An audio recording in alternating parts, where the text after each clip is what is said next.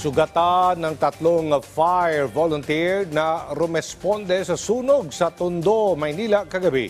Habang halos wala namang naisalbang gamit at nasa 60 pamilya dahil sa biglaang pagsiklab ng sunog. Nagbabalik si Vel Custodio.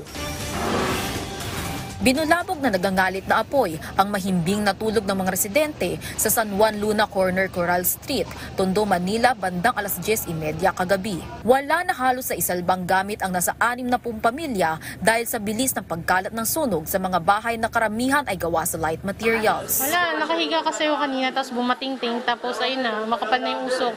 So naisip na lang namin, ligtas yung pamilya namin tapos ayun na, nadala lang namin documents, wala kami nadalang kahit ano. Hindi talaga namin alam kasi hindi pa namin alam yung magiging sitwasyon kung ano, kung may natira ba o sunog na sunog lahat, hindi pa namin alam. Pero sunog na yung taas umaapoy pa hanggang ngayon. Nandun ako sa taas, nakita ko na lang yung na may sumigaw na nag-aapoy na yung wire dito. Manana ako, inano ko agad yung mga pamilya ko. Inano ko agad sila yung pamilya ko. Maluha-luha na si Tinsel matapos maabo ang mga gamit niya sa negosyo. Meron kaming small business. Yung cart namin ubos, na damay din siya sa subunog. Tapos yung laptop ko, na ginagamit ko rin sa work from.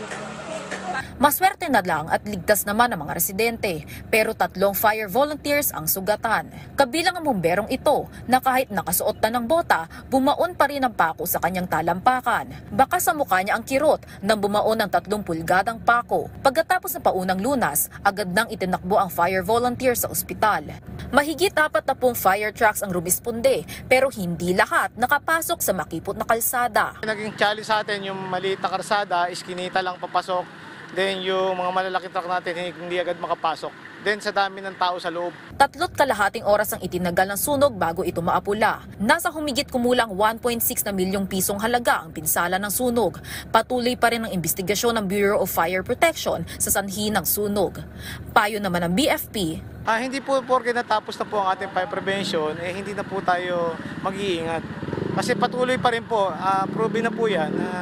Kahit na umuulan, tuyo pa rin naman yung loob ng bahay mo So yung pag-iingat dapat nandun pa rin, yung mga electrical natin, huwag tayong magkaroon ng kapabayaan. Vel Custodio para sa Pambansang TV sa Bagong Pilipinas.